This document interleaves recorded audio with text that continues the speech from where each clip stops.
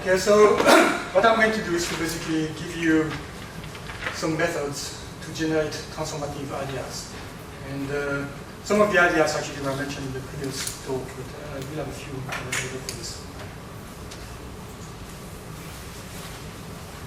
But first I'll give you a very brief overview of my research, which actually is going to relate to things I'm going to say after. And then I'll give you a kind of concrete case study of somebody trying to do transformative research. And that's my experience in the first ESRC call about transformative research. And I think there were quite a few interesting things when you really try to do transformative research and when you look at what other people are doing. And then I'll give you some research heuristics. The first one are going to be very general heuristics, but then I'm going to give you a few heuristics of rules of thumb that relate to transformative ideas. So in my research, I mostly study the psychology of expertise, and I do a lot of empirical research using all sorts of techniques, brain imaging, normal kind of experiments, questionnaires, and so on.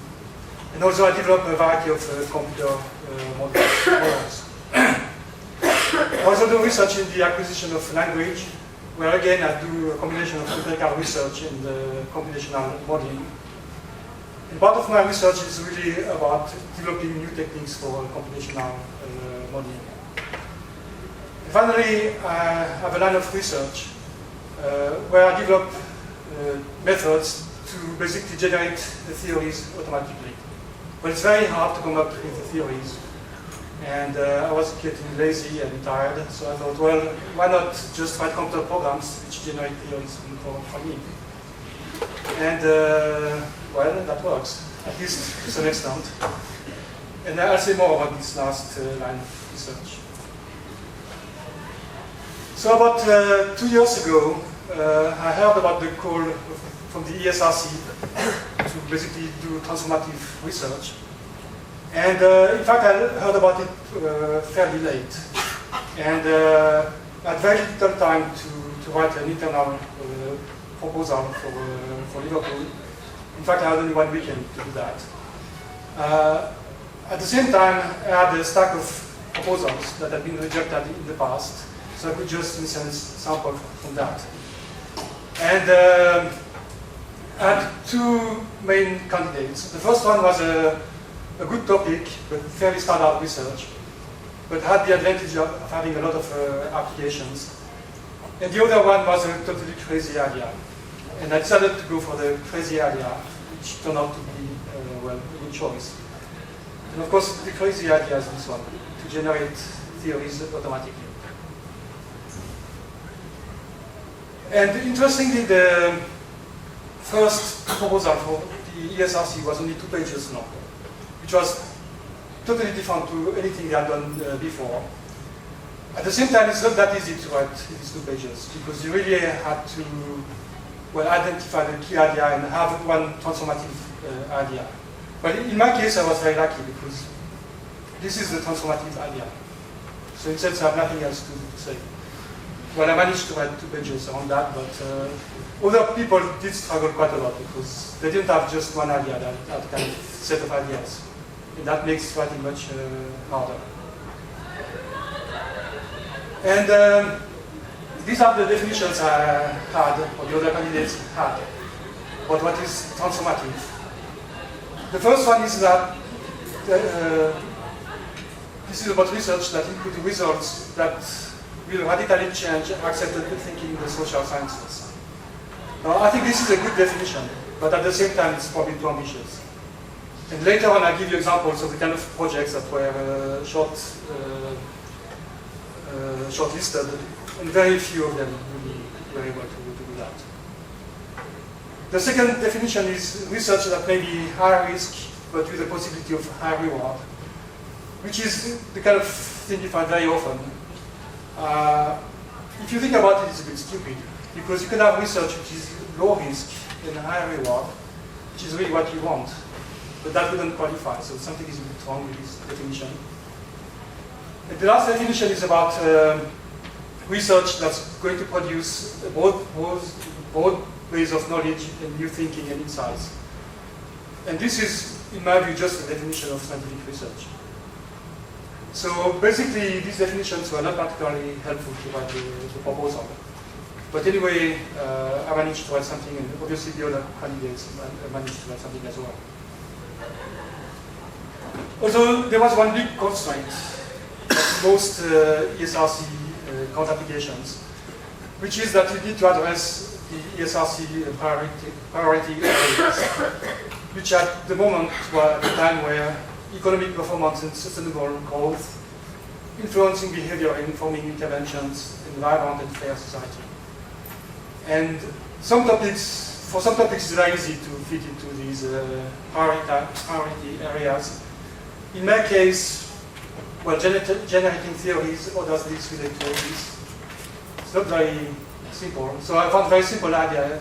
Basically, I said, well, whatever you do in the social sciences with good theories, I have a way to develop new theories automatically, and that's it. But that can be actually quite tricky depending on your topic.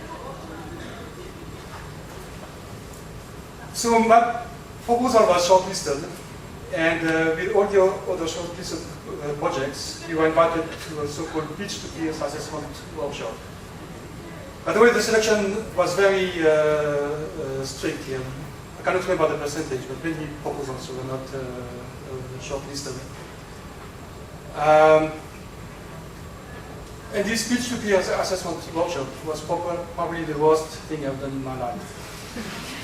So basically, 30 proposals were invited, and we were put in groups of 10, and we had, I think, 5 or 6 minutes to present our case. We are not allowed any kind of PowerPoint presentation or anything.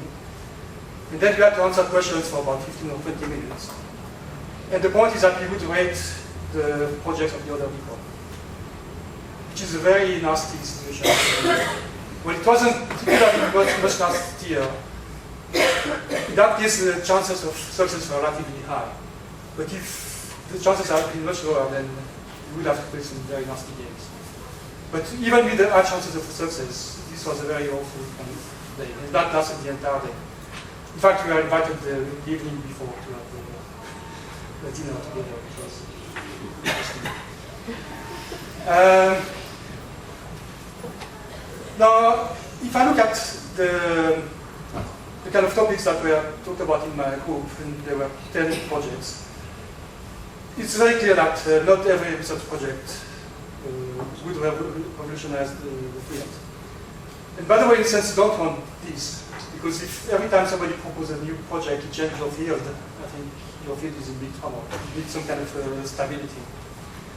But what was very interesting in my group, and that was pretty much the same thing in the other groups, so I don't know the details that much, is that very few proposals were very transformative. In fact, 5 proposals were really about using technology, looking at big data and so on, which is an interesting idea. But the fact that there were 5 projects with that topic would indicate it's not particularly original. 3 projects were talking about very standard important questions, but basically they were kind of classic questions, and there was nothing I thought really new. I mean, technically they were very good and so on, but if you really look at the point of view of being transformative, I don't think there was much new here. One proposal basically took a very well-known theory in psychology and proposed to a theory which was just the opposite of that one. Which is an interesting way to do it, actually. I wouldn't say it's transformative, but still it's getting more kind of interesting. Another proposal proposed to basically import a technique for mathematics into psychology again. And the idea is interesting, except somebody else has done that, or actually several people have done that before in the past. But again, I think that's kind of a neat way to do it. And the last one was my own project. So in a sense, I would argue that my project was really one, which was transformative at the kind of strict level. At the same time, probably 6 or 7 of these projects were funded. So if you think about applying to any call which talks about transformative research, don't give up just because you don't have a big idea. I think if you have a good idea, it's always possible to kind of dress it in a way that looks very transformative. You know, obviously several of my colleagues here managed to do it because they got funded. And at the end, I had a very short time to write the full proposal, which is just a detail. But the entire kind of program was very, very strange. Now, let me give you some research heuristics. And basically, heuristics are rules of thumb that are supposed to simplify problem. And I'll start with very general heuristics, but some of them are very important. The first one is actually a key one if you want to do research in, in science or a career in science. But basically, rejected paper or rejected grant application is an invitation to resubmit it. And the idea is keep resubmitting. Now what I didn't say here is that resubmitting is a total pain in the neck. It's very annoying and emotionally very hard, but you have to do it. And many of my colleagues actually don't do that, which is surprising for me, but they don't do it. In my own career, I have many examples of papers or even grant proposals that in a sense were not that great. But if you keep submitting, the reviewers get sick of you and at the end they accept it. Another very important heuristic is that sometimes you have to give up a line of research you've been doing for a while because there are new opportunities. This actually is very hard to do. Most people just don't do it. There's a tendency to keep doing what you're doing. But if you look at very famous scientists, in many cases there's a point in which basically they just gave up what they were doing, even though it was very successful, and they just did something totally different. Another important heuristic, at least in psychology, but I think in most of the social sciences, is to find the right balance between theory of data. If you do only theory or only data collection, basically your approach is a bit too narrow. If you do both, you open up many more opportunities. Also, a good heuristic is to work on several projects at the same time. And well, obviously this is hard. You need to learn many different things, and that's very time consuming. But this has two main advantages. The first one is that you basically avoid periods such as unproductive. So if project number 1 is a failure, maybe project number 2 and number 3 are going to be okay. And also it's a good way to facilitate novel ideas, because you just look at the various things you are doing and basically you already have new ideas. Another classic kind of heuristic is to be curious. You need to have knowledge in different fields, and also you need to play with your knowledge in order to make connections. So next time you go to the pub, instead of talking about football, you talk about your research, and basically you make connection either between your own strands of research or between your research and that of other people. Then the next heuristic is to have a secret weapon. Well, by this I don't mean you should have a knife to kill competitors, but most probably you are not smarter than others. People are pretty smart in research. So you need to have a kind of method which is a bit unique. And maybe it's a kind of method that you have mastered, so it's a technique imported from another field. And that's very, very powerful heuristic. And also it's a very good way to create new transformative ideas. Also, you should be audacious. By this I mean you should choose important questions. Of course, you have to be realistic. You cannot solve everything, but you have to choose questions which are really important. Also, you have to be very patient. You have to persevere. Sometimes research is going to take many years, and basically you have to keep at it. And because you might spend a long time working on a project, it's a good idea to do research with friends. It's a bit easier. Now, how to generate transformative ideas? I have a few heuristics here as well. By the way, the point of heuristics is that they work very often, but they don't work all the time. So if they don't work with you, don't compare. But the first one is that you should start with a kind of reality check. Would anybody care whether I solve this problem? If the answer is no, maybe you should do something else. Then basically you need to have a frame of mind where you try to find problems. So even though you find a solution, or you know that a solution has been found, you have to explore variations of the solution, or find different solutions. As I said before, you should be ready to change direction, and also you should be ready to redefine problems. And very often in science, really the key idea is to redefine the problem. And after it's just the application of known techniques and so on. A very powerful method, and actually there was an example in my workshop, is to think in negations and opposites. So one project basically took a well-known theory and took the opposite of the theory. And that's actually very easy to do. You take any theory and you don't have to negate everything, just one point. Basically, you have a new theory. And at the beginning, it might look very bizarre and strange, but when you think about it, then you might come up with very interesting ideas. But I've only talked about curiosity and brainstorming, but this is really crucial to come up with transformative ideas. And also, as I said before, using methods from other fields is a very powerful heuristic. And again, in my workshop, there was an example of that. The person who used the technique for mathematics to psychology. Okay, that's it. Thank you. So far you've had words of wisdom, and that sort of stops now. If I had a PowerPoint, it would probably be a picture of Socrates and that famous dictum, I know that I know nothing. And it was interesting when I began thinking about transformative research, my own work in my department, other projects I know, because it's a concept, not that I have problems with, but I have sort of perplexities with about what it actually means when you go from the language to the sort of the detailed research design. And I do think that historians probably start with a kind of inferiority complex in this area.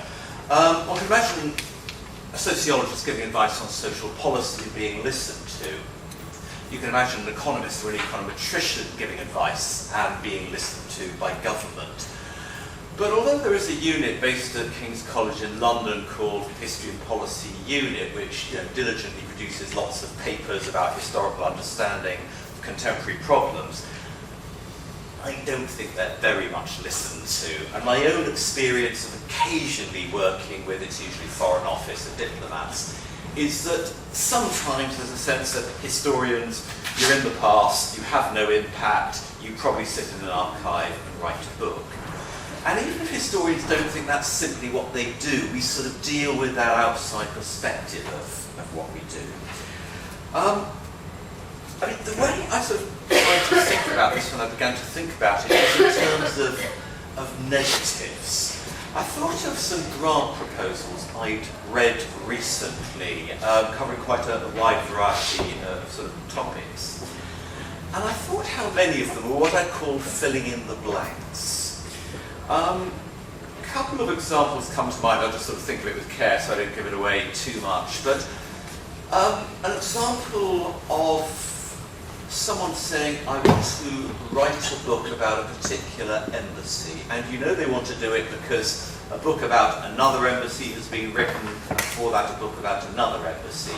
And it's kind of, let's have another book about another embassy, and maybe some, and you have lots of little bits, but no real sense of how you might look at how embassies actually influence the world of foreign policy formulation. Are they passive? Are they active? And a kind of lack of understanding of that kind of language.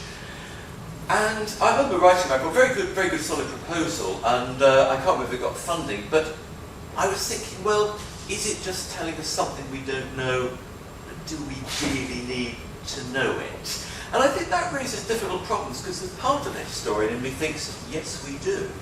and that sometimes those little settled pieces actually are what people who do transformative research actually need to accumulate.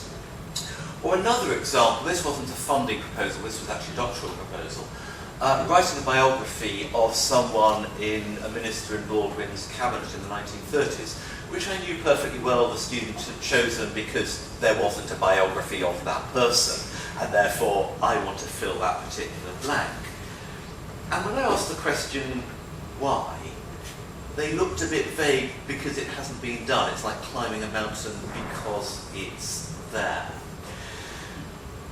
But let me be clear here, lest I be seen to being rude about other people's research. When I think about my own kind of research, I can see lots of papers, I can see books that are kind of filling in the blank of things that aren't actually there. And so I try to think of things that I think are genuinely transformative. And what was quite striking was that I really struggled in a sense, either because I have impossibly high standards of what's truly transformative, or that actually I just think it's a kind of intellectual puzzle.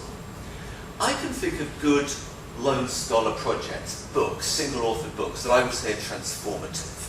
In my own area, it sounds kind of quite recondite, but some work done by a historian of service, Robert Service, about the nature of Bolshevism in the early part of the 20th century. Transformative because he ripped apart not just our understanding how the Bolshevik Party was organised, but with that the very nature of the Russian Revolution, the very way it's understood, that we have to understand it as a complex process that isn't simply led from the top, but rather there's space for much sort of transformation from underneath. It's a wonderful book, and I would describe it as transformative. Or another book I can think of by a Polish-American historian called Andrzej Walitsky about 19th century Russian intellectual history. I think he was completely wrong, but he interweaved wonderfully social psychology, sociology, and history to give us a very interesting account of trying to ground the 19th century Russian intellectual tradition in the kind of fabric of Russian society. Although I think he was wrong, he gave endless work to people like me to kind of kick against it. I think it's one of those grand ideas that was wrong, but actually kick-started a whole new fruitful field of the way we actually think about intellectual history, not actually just in Russia, but also beyond. I do have a slightly uncomfortable feeling that the research councils certainly, and perhaps beyond that, tend to assume that transformative research probably involves teams, and for historians we tend to be misanthropic, antisocial individuals who don't always like talking to other people, and perhaps it's just me, and there can be a genuine challenge there, because I actually think that that is both a good push to us and a bad push to us. The bad push is when you end up getting a lawyer and a historian and an economist in the same room in the hope that they do something on property rights or something. Well, that doesn't seem to me to be transformative, or not the way to actually really create transformative research. I do have an uncomfortable feeling that for historians, although most of us by instinct tend to work alone, we have to increasingly work with others, interdisciplinary, and that means engaging conceptually, intellectually, and critically, organisationally with other people. It's often the last is actually the hardest part of it. And I'm going to use a couple of examples from my own department, and let me be clear, I am not involved in any of these. I think they're wonderful projects and they're nothing to do with me. I have one colleague who's a geographer by training, who works on the boundaries of geography, literature, linguistics, to actually try to produce new travel narratives of the northwest of Britain, ways of actually understanding how texts relate to place, actually to trace how, as people travelled, they wrote different kinds of stories, different kinds of narratives. It's the sort of thing no individual could possibly do if you weren't drawing on quite complex corpus linguistics on the one hand, a knowledge of sort of GPS technology on the other, and to be enough of a historian to have a sense of the kind of the requirements of evidence that most historians at least think necessary. It's an interesting project. It involves about 4 or 5 people, including RAs, And I actually think it's one of those projects that is really doing something, because it's actually giving us an understanding of Northwest culture, literature, travel, identity that I don't think any individual project could develop alone.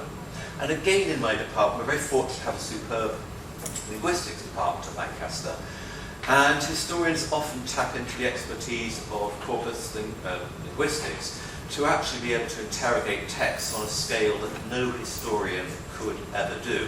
That's not just a technical issue, that's actually one of those issues where qualitative and quantitative work and the boundary between them becomes very interesting, because as an individual, your ability to read text is clearly limited by time.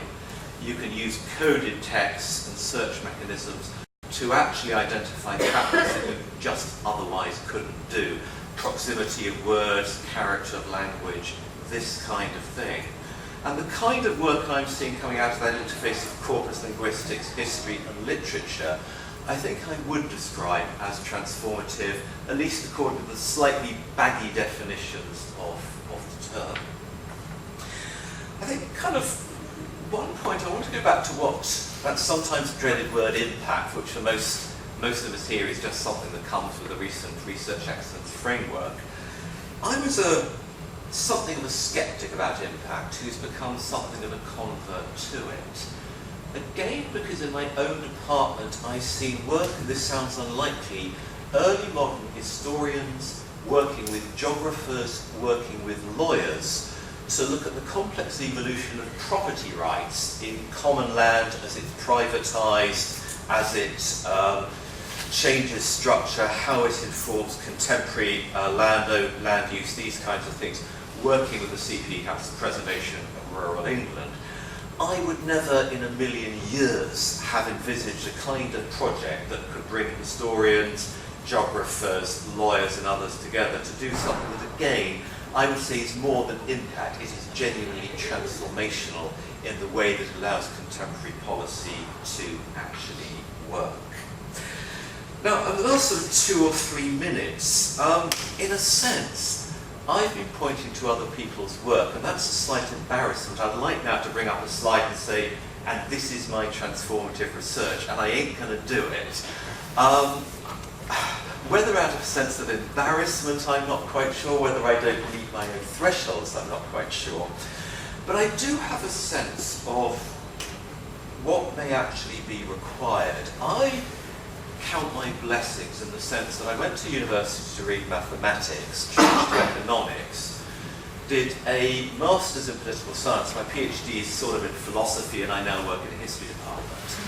Now, I thank my lucky stars for that, because I'm either a jack of all trades and master of none, and there may well be a bit of that. But it's also given a kind of literacy to look across disciplinary boundaries. And I do actually have a sense that individuals who want to work in transformative research can't just hook up with other people. There actually has to be a genuine intellectual engagement across those boundaries. And that sometimes means learning what you don't actually know. And I'm quite sceptical of interdisciplinary research that just brings 4 people from different disciplines together and says, we're going to actually transform things. Now, I do have a kind of pet peeve here. This is probably the final point I'll make. I think historians can be very, very conservative in the way they think about knowledge and the way they think about going about their work. And I will tell a story here, which I'm happy to tell, since many, many years ago. When I first got a chair, it was in this university, not Lancaster. I was here for many years.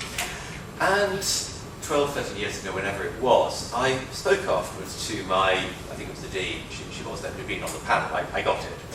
And I said, oh yes, you know, was it all okay fishing as you do? And she said, well yes it was, but people did think you darted around and did too much and tried to do too many projects and cross-disciplinary boundaries too much. And I did have an uncomfortable feeling that really I should have written about, you know, a particular Spanish university 1320 to 1340 or something. I mean, no insult to anyone who might be doing that. But I do think that that culture can be there, less obviously among those who tend to be funded by ESRC, where the boundaries tend to be much more porous.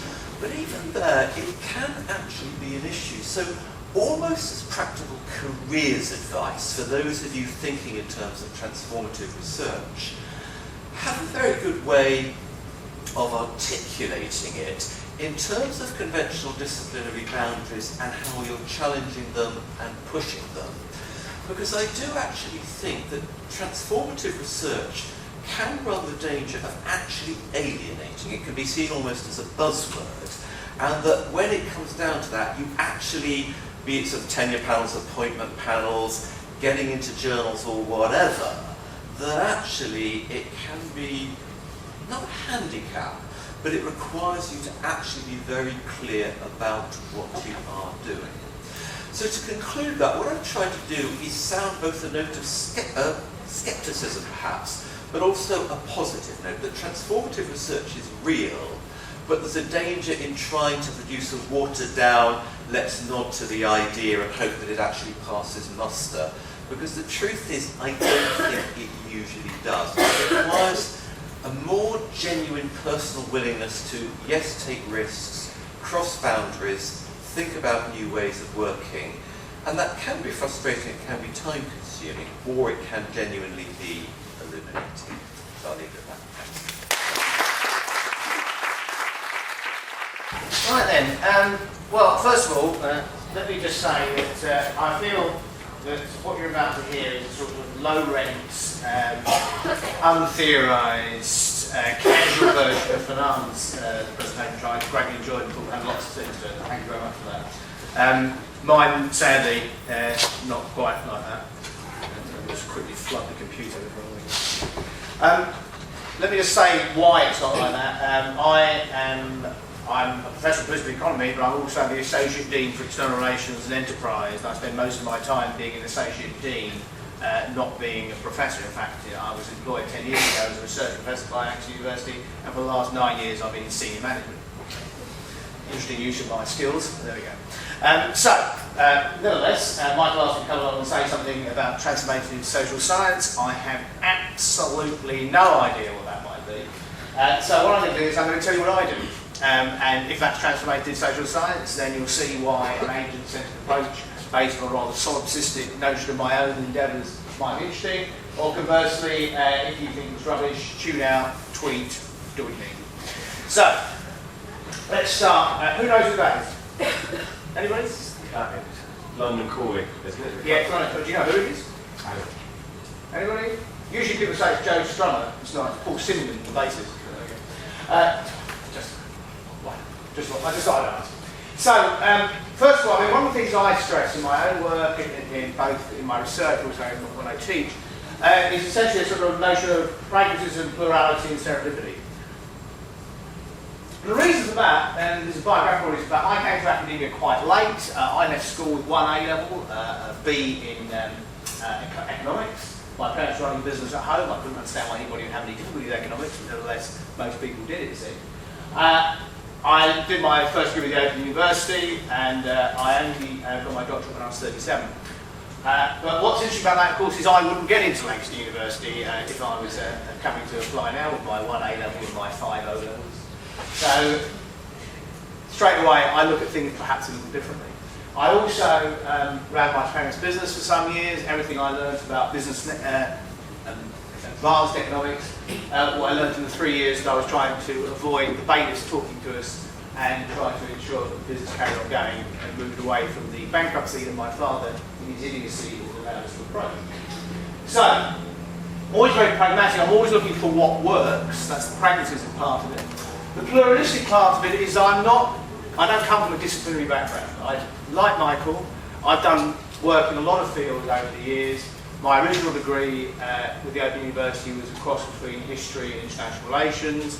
I've done a lot of work in sort of political economy, widely spoken of, and as I'll talk about a bit later on, I have a very wide view of what one might draw from. I've never been happy with disciplinary boundaries. I usually regard myself as being a-disciplinary, just rejecting the notion of disciplinarity in its very essence.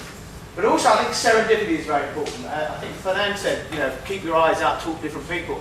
One of the most important research skills, I think, is to, and this, I should say my parents' business was booksellers, which was sort of fondness for books and libraries.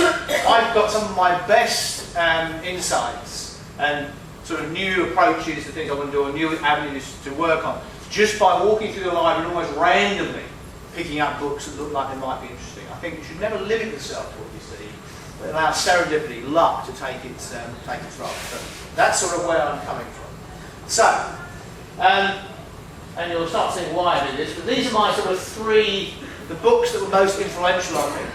Susan Strange's States and Markets, that's why I became a political economist. I was originally doing an undergraduate degree in international relations, and I could not understand the disconnect between what my tutors thought was important around international relations and what I thought was important. Having worked in an international business, there seems to be any link between these two. Somebody recommended I have a look at this book. I read it and I thought, here is somebody who completely understands how all of these things connect together. And what's interesting about Susan's book is that Susan's book has been, sometime when I was trying to do my, starting to do a PhD, I was rejected from one university for doing a PhD on Susan's work because I was told the central book that I was going to use as a starting point was an introductory textbook. And it's partly because the subtitle of the book is An Introduction to International Political Economy. And if you haven't read it, you might think it is a textbook, and it does function as a textbook in some way. But actually, it's quite a revolutionary piece of social science because it's about openness, and it's about plurality, and it's about understanding the relationship between structure and agency. So that is also why I'm interested, and I've used a lot of Margaret Archer's work, and I'll come back to that in a minute. But Margaret Archer, again, is interested in that link between structure and agency. And for me, understanding the link between structure and agency is very, very important. And frequently, many of my colleagues either want to do one or do the other, and emphasise one. But what I spend a lot of time trying to do is to try and figure out how you can get those two things dovetailed so they work without sort of lapsing into a rather Giddenian notion of structuration, whatever that one. Third book, Paul Feyerabend's Against Left. Anybody ever read this? Yeah. Isn't it brilliant? Fab book, absolutely fab. I read that when I was doing my PhD, and as a result, completely transformed what I did. Equally, quite interestingly, cut a year off the back of my PhD, so I finished it in 2.5 years. So that was quite handy. But other than that, it's a great, great book. And the reason it's a great book is, on one level, massively misunderstood. You hear a lot of people say, oh yeah, Feyerabend, it's just anything goes. Well, that's not quite what he says. I mean, he does actually say that, but that's not quite what he's saying, in my view. And what's interesting about this book is it's actually, I think, my reading of it, is it's a call for good faith and professionalism in social science. And actually, from my point of view, I read a lot of social science that, to be frank, I think is bollocks. And the reason it's bollocks is because it is not written in good faith. It's written as, oh yes, I'm going to say all this. And I think it comes back to what both Michael and Fernand have said about choosing your topic. They've chosen something because either said the minuscule gap in the literature, or they've decided to hide a complete lack of interest, lack of anything interesting, other to this sort of technical discourse. Well, I won't go through which technical discourse I'm aiming at. There are many. So, those are the three books. If I was going to identify the three books that have been most influential on me, those are the three. And again, this comes back to the things that I would take from Feyerabend about how one should conduct oneself. So, this is how I conduct myself. My first question, as I take from Susan Strange, who benefits? That's your first question. She actually took it from somebody else, I can't remember who it was now. But the question, who benefits, is always the most important question. If you're a social scientist and you're seeking to understand something, the first thing you want to understand is, okay, who's getting the goods? Who's getting the benefits from this set of circumstances, from this set of changes? We don't understand that, we don't understand social drivers, in my view at least. Secondly, and again, Susan was often accused of being journalistic in her approach, and I had a great discussion with her once when she spent about 20 minutes ranting on about somebody who referred to her as a journalist, saying, well, the problem is that most of these journalists know a lot more than the social scientists who are criticising them. But more importantly, the thing about being a journalist is you're trying to present quite complex ideas or quite complex circumstances to an audience that might be interested but doesn't have the specialised knowledge to understand it. So that's also important. Thinking about how you might communicate what you're doing, and when you're communicating what you're doing, it's looking at the plurality of sources that you could use to make those arguments, to find the particular things that are conducted to that argument. which leads us to this issue of good faith. One of the things I take for argument is a call for good faith. Now what that means is that your sources should always be completely transparent. As my students know, I'm a complete nutcase for referencing. I generally speak, and just in case you're ever thinking of doing a course with me, which I'm sure you never would, but if you were, band referencing drops you a class in a course that I do.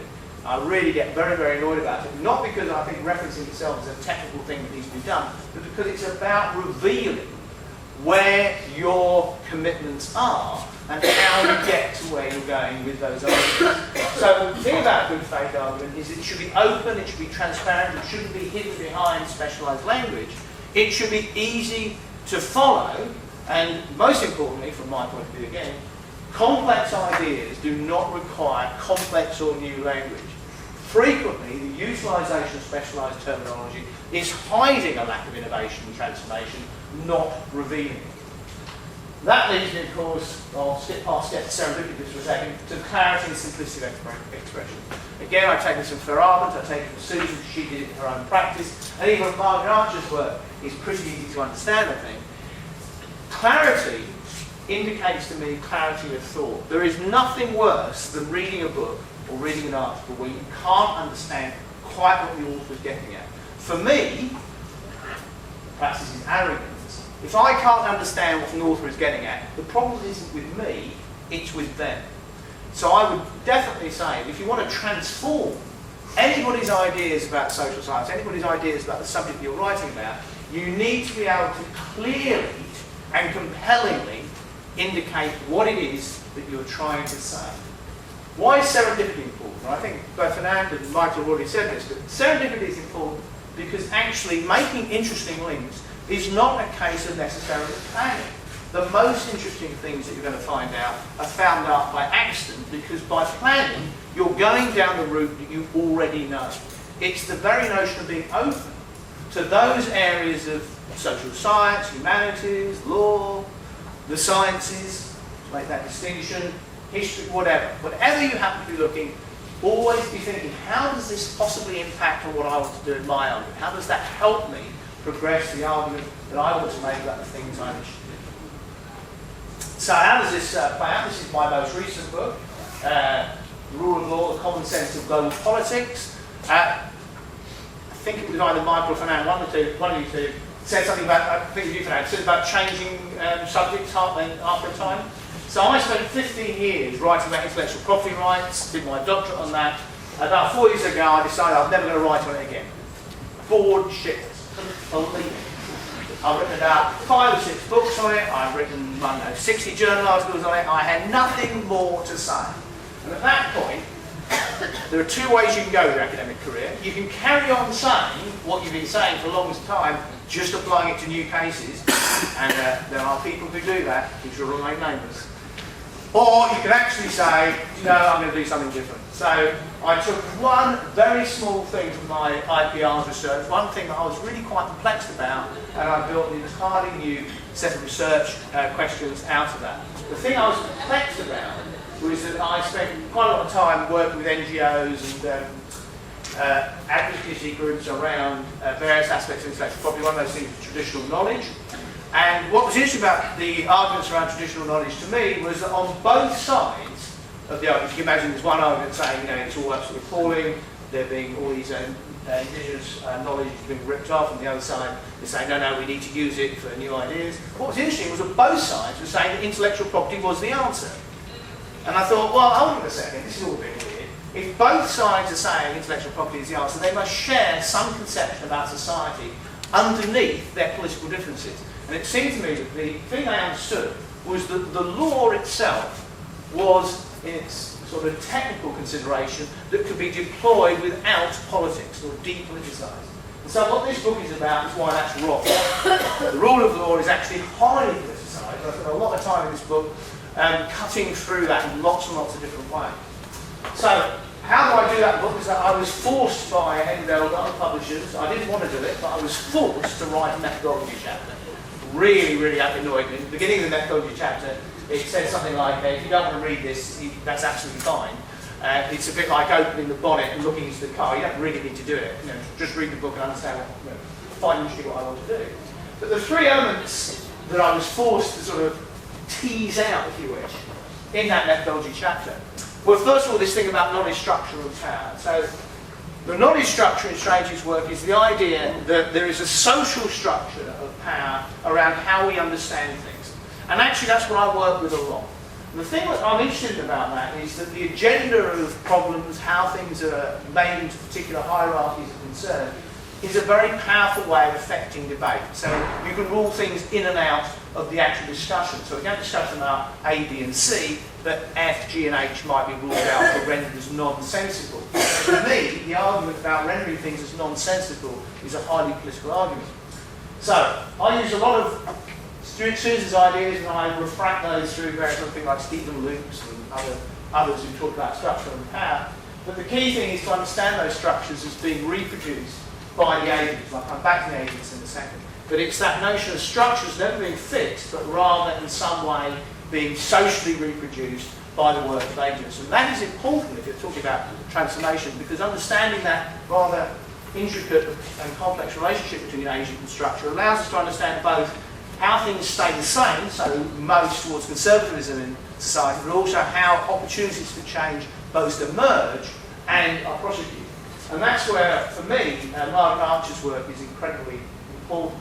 What Archer talks about is a very interesting approach in a book, Cultural Agency, about how social change happens. And her argument, and it's very simple, is that social change happens due to one mechanism only, and that is to do with inconsistency in ideas. So, where an idea matches the physical or social reality, it tends to get reproduced and strengthened. Where it doesn't, where it is in some way against or in tension with reality, in inverted commas, then there is opportunities for either social forces to in some way try and reinforce the idea so reality is ignored, or conversely for people to try and bring the social idea and reality back into some sort of match. And that is where, for her, social change starts happening. And that happens through agents reproducing the dominant stories of society. So a lot of what I work on is essentially around narrative. And so what's interesting for me is this is a link right way back. So this then becomes the sort of the method, if you wish, my own method in my solipsistic concern with myself. My method is all about understanding the narratives, the political narratives that are used to justify particular political, economic sets of circumstances. So my work around intellectual property was all around the narratives of justification, how you justify intellectual property in various negotiations. The work that I discuss in this book, The Rule of Law, is about how the rule of law itself has become a narrative of justification. And that narrative of justification that renders the rule of law as relatively unproblematic, but actually when you dig beneath it, what you find is in jurisprudence, massively contested. When you try and understand what different people are talking about when they talk about the rule of law, again, massively contested. So, what do we take away from all of this? A quick summary of things you might want to remember from what I've said, if you do.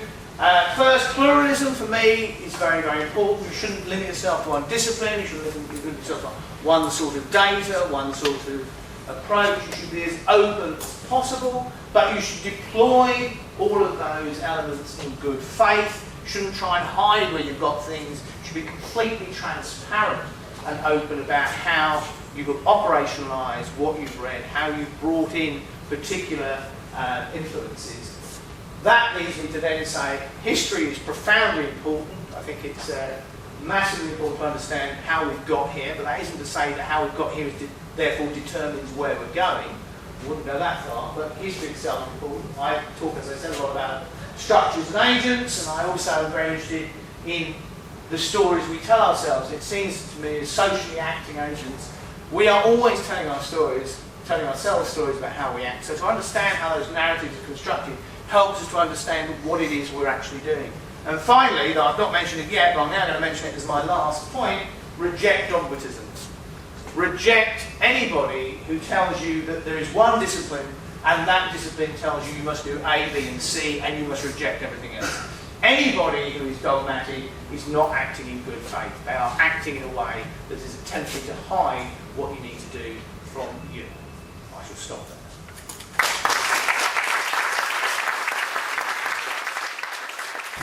Right. I think we've heard a lot about how to be a good researcher and how to do good research.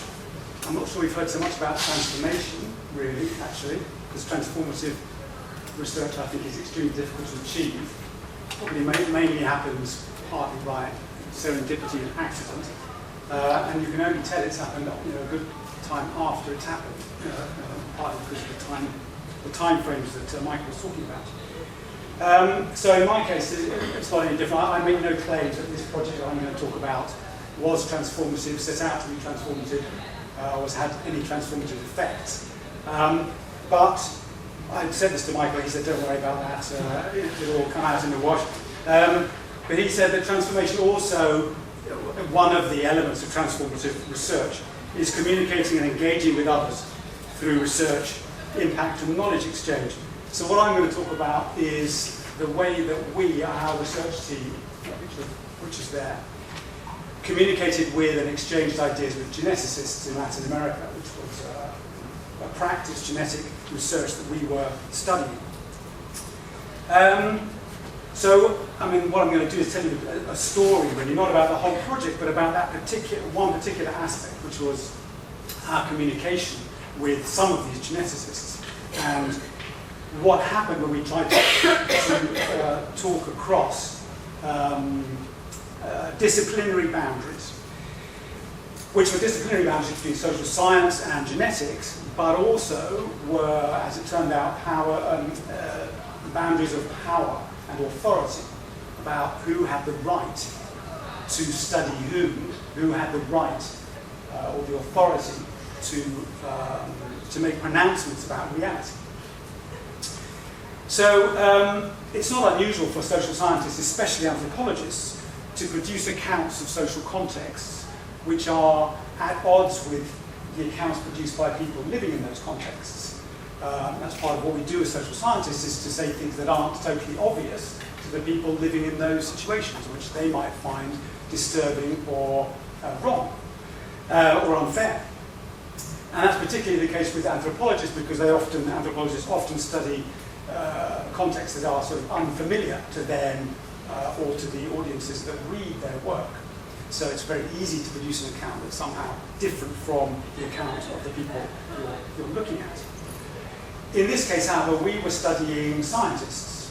So they had a particular claim to producing an account that wasn't just, this is the way we see things, but this is the truth of the matter, because we're using a scientific methodology which has been designed to eliminate error and bias. So when we produced accounts that to them seemed to challenge that in some way, although I don't think they were challenging that, but they perceived it in that way, then they perceived what we were doing as kind of not just some other way of looking at things, but wrong-headed, ideologically driven, and threatening in some way to them. Now, in this particular case, the disagreement was over the issue of race, the concept of race in human population genetics. So the scientists themselves, the geneticists, were anti-racist, in the sense that they didn't believe in hierarchies of races and so on, or that racism was right or anything. They were also mainly anti-racial, that is to say that they didn't believe that race worked as a biological concept, or way of conceiving or thinking about human biological diversity. We were arguing that some of the effects of their work, this is a complicated area which I don't have time to go into, but put it this way, some of the effects of their work allowed readers and other people who are perhaps less experts in genetics to think that races were biological realities, or the groups of people, blacks, Afro-Colombians, indigenous Brazilians, or whatever, could be thought of as having a kind of particular biological reality to them. And some of them got quite upset about that, as they understood it. Now, we were not trying to debunk their science. We weren't trying to say, listen, you've got it wrong. Your scientific papers are somehow wrong. We weren't trying to do that. We weren't trying to say that they were blind or had been led astray by their own prejudices in some way. We were trying to show, as after the style of the French sociologist of science, Bruno Latour, how science and society are somehow melded together, that they're not simply separate spheres. I mean, they do operate sometimes as separate spheres, and the scientists try very hard to separate science and their scientific practice off from society to eliminate social bias. But somehow those two things always are coming together again as well as being separated out. That's what Latour does. And that's what we were also trying to show. So, for example, the kind of social categories that geneticists would use to sample their populations were social categories. They didn't go out and just sample a bunch of people, like you would sample a bunch of fruit flies. They would sample the Zapotecs, for example. Or they would sample people that they said were black people in Brazil. And those were social definitions. So that was normal practice for them. That's how you did it. What other way would you do it, in their view? That was normal. But our view was that if you then say, okay, well, the indigenous Zapotecs, this is what they look like genetically compared to Yoruba people in Africa or something, you're kind of creating the basis for a biologized description of this social category. So we were trying to show how these things kind of interwove with each other. Now, Latour says, if you show these interweavings, you're not debunking science, you're unveiling it. But certainly the scientists see it as a debunking, and they perceived what we were doing as a debunking. And I think actually Latour is being a little disingenuous there, because I think it's almost inevitable that when you unveil something and apparently show to somebody something that they haven't seen before, they're going to feel debunked, whether they're trying to do it or not. So here we were talking across disciplinary boundaries, but it was also a question of authority and power, because the thing that really annoyed them as well was that they saw us as arrogant. They saw us as setting ourselves up as the authority who was studying them as a bunch of objects. And of course, necessarily in social science, when it's people studying people, inevitably there's an element of truth in that. You objectify, you reify the people you're studying as a kind of object. No matter how much you try to get away from that, that's always going to be an inherent danger in what you do. So, I can't go into all the details of the particular disagreements, but it was quite clear that it wasn't just, their problem wasn't just with the fact that they felt that we was saying to them, that you are racists, or you're sort of using totally antiquated notions of race to guide your science. That was part of the issue, but it was also because some of the geneticists involved in one of these institutes had been burned by a TV documentary 20 years ago that came and accused them of being gene hunters, of going and taking genetic samples from indigenous people and then kind of selling them to the United States, right? So that was a kind of post-colonial sensitivity that here, where people come from the West, come in accusing them of exploiting their own indigenous people and selling their secrets, their DNA secrets to the West and so on. So that was an issue of power and authority. Who are you guys from Manchester?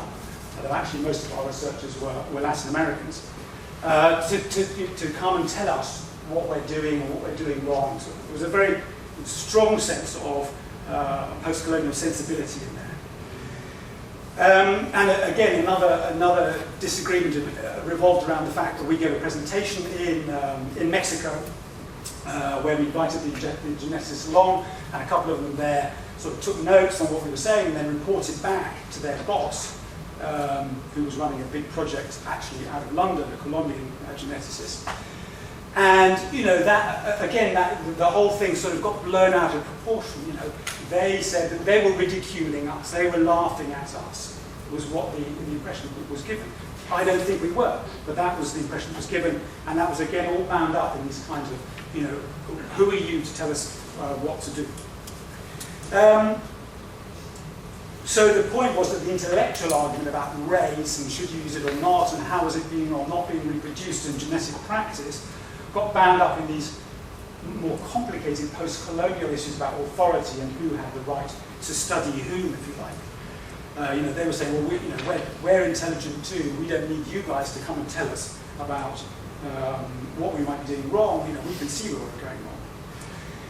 So, the way we tried to get around that was by establishing these kind of horizontal relationships, of sharing our writings with them, sending them things for them to read and comment on, and that helped. Undoubtedly, we didn't think we'd established kind of hierarchical relations in the first place, but they certainly thought so. So we had to try doubly hard to establish what they would perceive as being horizontal relations, which meant constantly consulting them before we said anything or published anything about them, which is fair enough. That's kind of a standard part of social science procedure in this day and age, I think. And so that worked to a certain extent. It ameliorated some of the conflicts, and we came to agreements and so forth. But we never quite got past it. It was something that you could never quite get past. And it wasn't just because I was in Manchester and they were from Latin America. There was most of the researchers, as I say, were Latin Americans anyway. It was something that was built into the structure of doing a social science project where you were looking at your people studying people. But also, there was another kind of underlying problem, which I think speaks to the idea of transformative research a bit anyway, which is that these geneticists were doing one thing and we were doing something completely different. So what they were doing, this is what Bruno Latour calls not matters of fact, but matters of concern. The matters of concern for these geneticists were finding and identifying genetic variants that underlie complex diseases like, or conditions like obesity and diabetes and heart conditions and so on. That was what they were doing. They were on a mission of medical genetics to find out things that were going to better the well-being and the health of the world population. That was what they were up to. And if, in the process, they reified some social categories and gave them biological meaning, well, who cares at the end of the day? I'm being a bit flippant about it, but in a sense, that was not very important as far as they were concerned. Now, social scientists, what we were interested in was precisely that aspect. How genetic practice could actually lead to these kind of biological reifications and the creation of a biological profile for social categories. That was our matter of concern because we were interested in what the implications of that would be for racism, anti-racism, and so forth. Things that they said that they were interested in and cared about. So we were trying to, in a sense, we were doing very different things, but there was some overlap because they said that they didn't, they were anti-racist and didn't agree with race and so on. And we would say, well, actually, if that's the case, then you need to take seriously some of the categorizations you're making and some of the consequences of your practice. So in a sense, as anthropologists or social scientists, our responsibility, I think, was to convey those scientists' view of the world.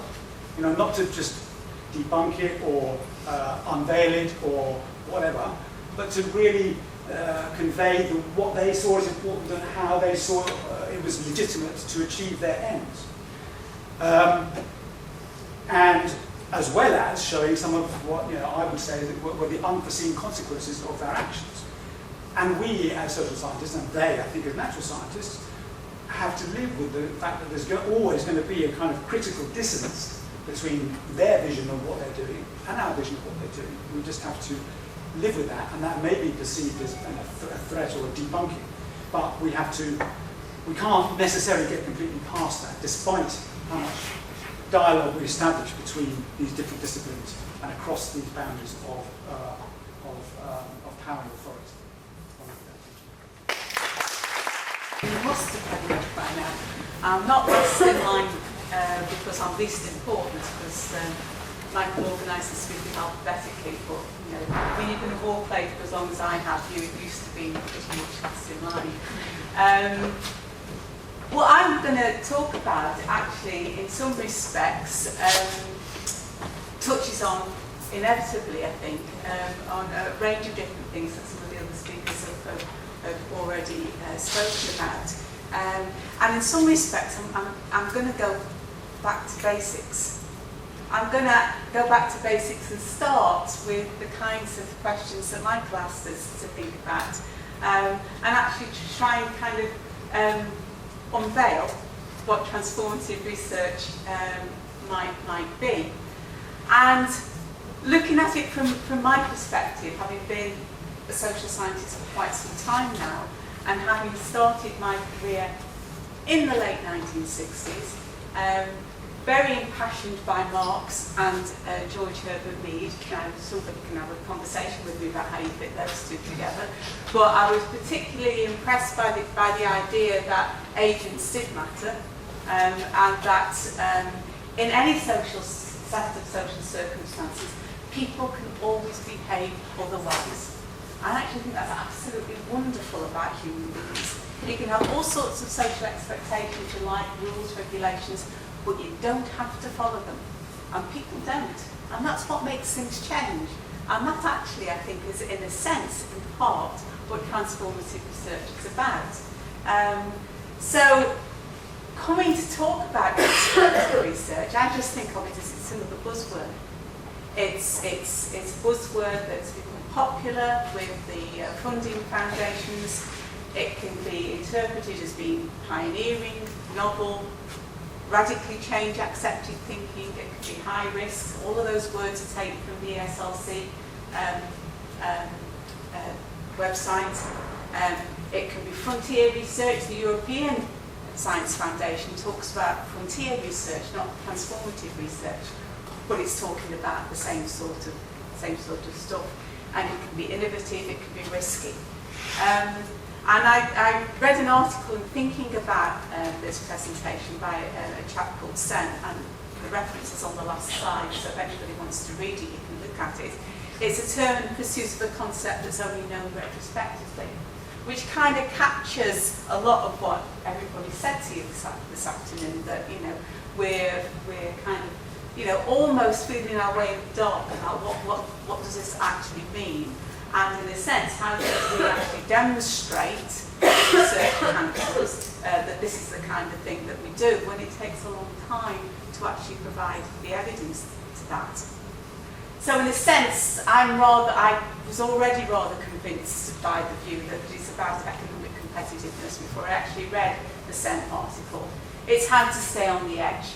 It's how to do more with less. Let's not forget that there's a political economy around this kind of ways of thinking about how do we get research funding. We've moved into an era where we're all asking, everybody's been asked to do more with less. And transformative research has just become a fancy shorthand to try and put that gloss on how some things get funded and others don't. So there you go, there's the cynical social scientist bit laid on the table. So that's kind of unveiled it a little bit. Doesn't mean to say it's not something worth thinking about, but it gives us a kind of perspective on why we might be having this kind of discussion at this particular point in time. As many of the other speakers have said this afternoon, it's not just about method, it's also about theory. And one of the interesting things that I've found in reflecting on both what I've heard this afternoon and actually thinking about what I was going to say in the light of what other people have said this afternoon, and also reflecting on a piece of work I've been doing recently, is it's kind of a bit top-downish, isn't it? If you think about the concept of transformative research, where's the sense of we actually work with people first? Let's find out what it is that bothers them. Let's find out what it is that's an issue for them, and work with the idea of research coming from grassroots upwards. So, feminist research and the co-production of knowledge, been around quite a long time. Very easy in some respects to suggest that that's also transformative. In my own discipline, area. The feminist voice in terms of violence against women has transformed the discipline of criminology. Hasn't done it totally effectively. You know, unfortunately, I think one of the other speakers mentioned this, you know, you've got camps, you've got voices in different positions claiming that they can speak for different interested parties around these particular issues. But that idea that transformation can work from the bottom upwards, I think, is really important, and that you can actually work through transforming the social lives, not on behalf of people or for people, but with people. And I think that's really, really important to think about, reflecting on your own research and your own practices.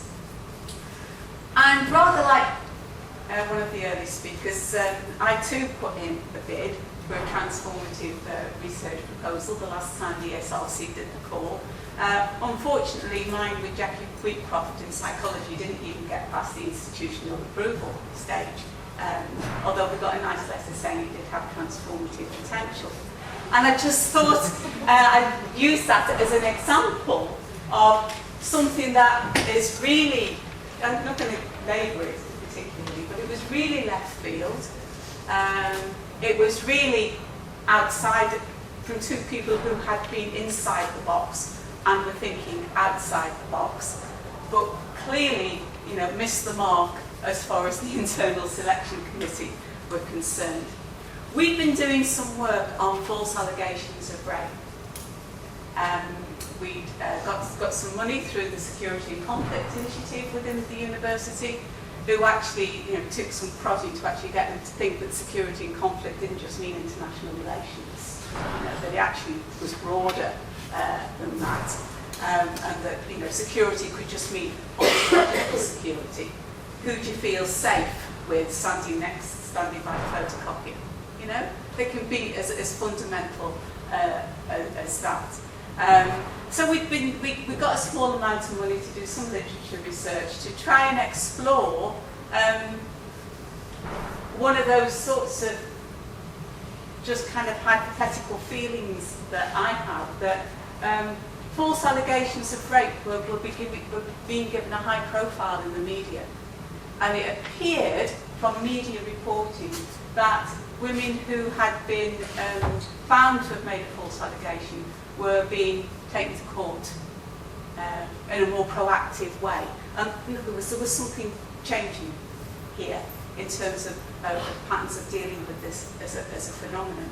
I won't bore you with how that project went, but Jackie and I thought, well, in getting into the literature, we increasingly began to think that what is the real issue here? The real issue actually isn't false allegations per se, it's actually the point at which a woman reports to the police, that the response that they get is one of disbelief. That's the presumption, that's the starting point. Women and children lie. We all know this, and that's the point at which any woman reports to the police. That's the frame of their thinking. Yeah? We don't believe you. Convince us that this really happened. And we had this idea, well, let's start somewhere else. Let's think about ways in which we could get police officers to start from the point, we believe you. And let's see what happens. Let's see what kind of processes we can put in place. Let's see what impact that has in terms of training.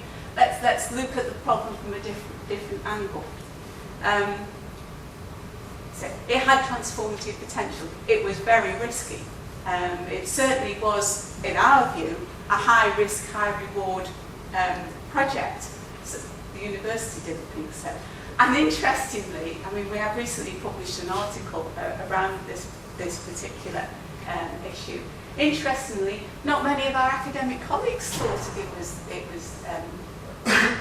transformative either, because it took us 3 goes to 3 different journals to get it published, and partly because we were actually offending the taking for granted knowledge of the discipline, because we were actually saying the problem isn't here, the problem is somewhere else, and that actually the whole feminist debate about how many false allegations are there, whose figures are right, is actually a bit of a red herring of a debate, really. Because if you actually wanted to change women's experiences of the justice system, how many there are or aren't is neither here nor there. It's at what point do we make an intervention to ensure that their experiences, alongside men's experiences and report sexual assault, are dealt with from a different frame starting point.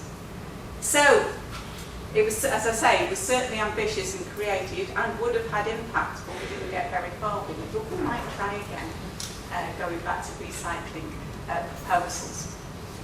So in thinking about transformative research, I also wanted to pull out from that not only is it kind of prescient to think about the particular political economic moments at which this has risen on the agenda, but to think about the knowledge production process, to think about the disciplinary politics, the intellectual politics, the domain assumptions, if you like, to use a very old-fashioned sociological term from Alvin Goldner, to think about the domain assumptions associated with the kind of work that you're interested in doing. And I particularly flag up feminist research and feminist-informed research in relation to that, because I also read recently an article from Critical Criminology that talks about feminist research as a transforming dimension to criminology. And I'm thinking, crumbs, we've been at this for goodness knows how many years, and still, there is a need to have articles that reiterate the argument that actually there are different questions you can ask, there are different ways you can conceive of problems, there's a different frame of reference from which you can start. Okay, so if I was actually to develop something a little more detailed about transformative research, I would actually want to say that it's multi-layered and multi-dimensional. In a sense that I think, if you were to put everybody's presentations together, you would get a feel for that multi-dimensional, multi-layered nature of transformative research. Individuals can be transformative, teams can be theoretical, can be methodological. I would like to think that you actually work with people for transformations rather than, transform them. So I'd like to think of bottom-up strategies rather than top-down strategies. But it's actually quite a complex matrix, which, in a sense, social science has probably always been that kind of fairly complex matrix. I think one of the problems in the current agenda with transformative research is this shift that Michael talked about, this kind of moving across from natural science to social science, as though this is, in a sense, this is the way in which social science work gets its legitimacy by some sort of invocation of a natural science model, and that doesn't work. And we see that kind of slippage in all kinds of ways, again, partly to do with the particular moment, to do with the impact of gender and other issues that are going on in research, but the way in which concepts and ideas somehow are slipping into social science and social policy is something to be careful about, I think, in terms of their neatness of fit, question mark. So I think that's something to reflect upon. Interestingly, I think there's an ethical dimension to all of this, which nobody's really spoken about, but which kind of I've inferred about transformation on whom, for what, to do what. There's a whole kind of different way of thinking about ethics there, if you're putting transformational research in the frame. And there's certainly a political dimension. This is a phrase I've borrowed from Jock Young, who has a grasp on what grade of social reality. That's the piece of work I've only just finished this week. I was asked to write an article about Jock Young and his and the legacy of his work for my particular area of work, which has actually been quite a struggle to write. For those of you who don't know, Jock Young died last year quite suddenly. So it's been quite a struggle to write. But one of his phrases was, and in a sense, you could think of some of his work as transformative, but in a very unintended way. And that might be something that some of the criminology social scientists might want to pick up with me in the workshop. But who has a grasp on what grain of social reality? Whose voices counts, when, and under what conditions, both within your discipline, but also obviously in the wider social reality. So transformative research is not only multi-layered and multi-dimensional in its own terms. I think it's also multi-layered and multi-dimensional in terms of economic context, in terms of politics, in terms of ethics as well. So those are perhaps some other things to think about. And there are just some references that I'm sure you'll get access to the slides afterwards. And I've finished.